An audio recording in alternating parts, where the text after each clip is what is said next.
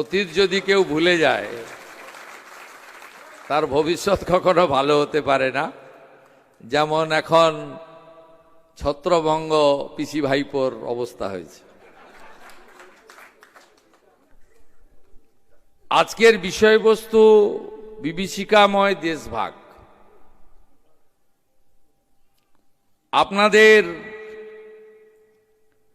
আমি স্মরণ করিয়ে দিতে চাই, মোহাম্মদ আলী জিন্নাহর নেতৃত্বে মুসলিম লীগ তারা ভারতবর্ষকে বিভাজিত করার নামে দুটো বড় হিন্দু হত্যা সংগঠিত করেছিল। একটি ওপার বঙ্গ, আজকের বাংলাদেশ, নোয়াখালী হিন্দু কোজাগরী লক্ষ্মী পুজোর দিনে,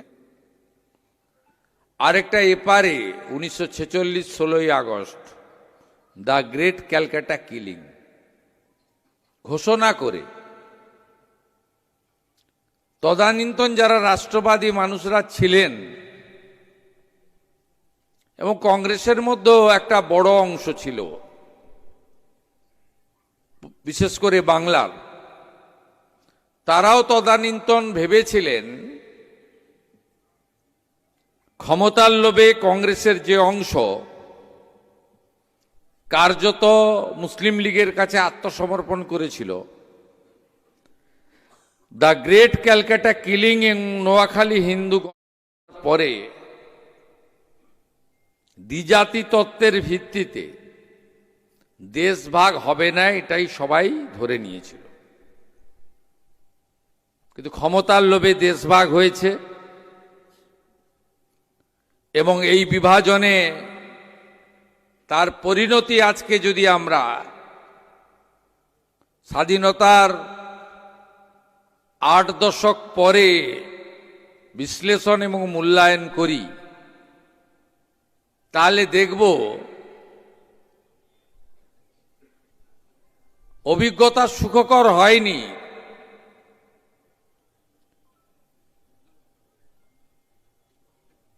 উনিশশো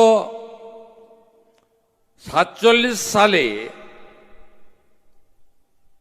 আজকের পাকিস্তানে হিন্দু জনসংখ্যা ছিল 22%, আজকে 1% নেমে গেছে। ঠিক একইভাবে তদানীন্তন পূর্ব পাকিস্তান, আজকে বাংলাদেশে হিন্দু জনসংখ্যা 34% ছিল, আজকে নেমে গেছে 7%।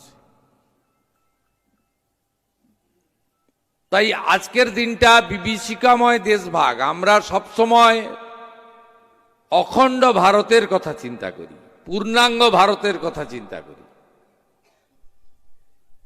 আপনি দেখবেন ভারত মাতার ছবিতে আমরা ফুল দিয়ে শুরু করলাম। এই ভারতবর্ষ কত বিরাট ছিল, কত বিরাট এলাকা জুড়ে ভারতবর্ষের আধিপত্য ছিল।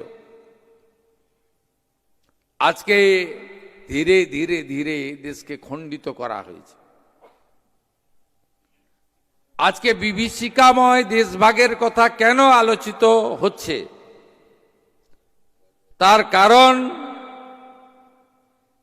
এই ভয়ঙ্কর অতীত,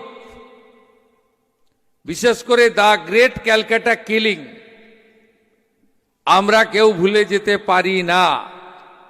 অতীত যদি কেউ ভুলে যায় তার ভবিষ্যৎ কখনো ভালো হতে পারে না। যেমন এখন ছত্রভঙ্গ পিসি ভাইপোর অবস্থা হয়েছে। আজকের বিষয়বস্তু বিভীষিকাময় দেশভাগ। আপনাদের আমি স্মরণ করিয়ে দিতে চাই, মোহাম্মদ আলী জিন্নাহর নেতৃত্বে মুসলিম লীগ তারা ভারতবর্ষকে বিভাজিত করার নামে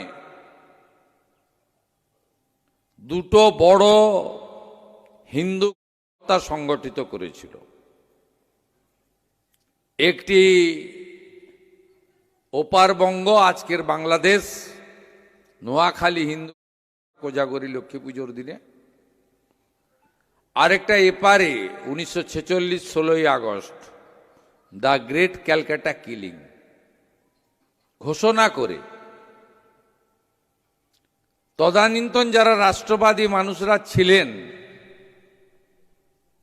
এবং কংগ্রেসের মধ্যেও একটা বড় অংশ ছিল, বিশেষ করে বাংলার, তারাও তদানীন্তন ভেবেছিলেন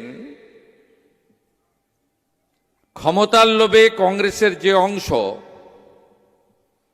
কার্যত মুসলিম লীগের কাছে আত্মসমর্পণ করেছিল, দ্য গ্রেট ক্যালকাটা কিলিং এর নোয়াখালী হিন্দু পরে দ্বিজাতি তত্ত্বের ভিত্তিতে দেশভাগ হবে না এটাই সবাই ধরে নিয়েছিল। কিন্তু ক্ষমতার লোভে দেশভাগ হয়েছে এবং এই বিভাজনে তার পরিণতি আজকে যদি আমরা স্বাধীনতার 8 দশক পরে বিশ্লেষণ এবং মূল্যায়ন করি, তাহলে দেখব অভিজ্ঞতা সুখকর হয়নি।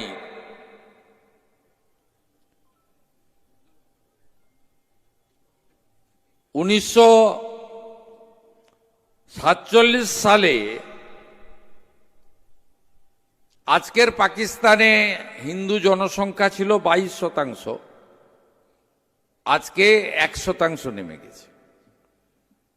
ঠিক একইভাবে তদানীন্তন পূর্ব পাকিস্তান, আজকে বাংলাদেশে হিন্দু জনসংখ্যা 34% ছিল, আজকে নেমে গেছে 7%। তাই আজকের দিনটা বিভীষিকাময় দেশভাগ। আমরা সবসময় অখণ্ড ভারতের কথা চিন্তা করি, পূর্ণাঙ্গ ভারতের কথা চিন্তা করি। আপনি দেখবেন ভারত মাতার ছবিতে আমরা ফুল দিয়ে শুরু করলাম। এই ভারতবর্ষ কত বিরাট ছিল, কত বিরাট এলাকা জুড়ে ভারতবর্ষের আধিপত্য ছিল। আজকে ধীরে ধীরে ধীরে দেশকে খণ্ডিত করা হয়েছে। আজকে বিভীষিকাময় দেশভাগের কথা কেন আলোচিত হচ্ছে, তার কারণ এই ভয়ঙ্কর অতীত, বিশেষ করে দ্য গ্রেট ক্যালকাটা কিলিং আমরা কেউ ভুলে যেতে পারি না।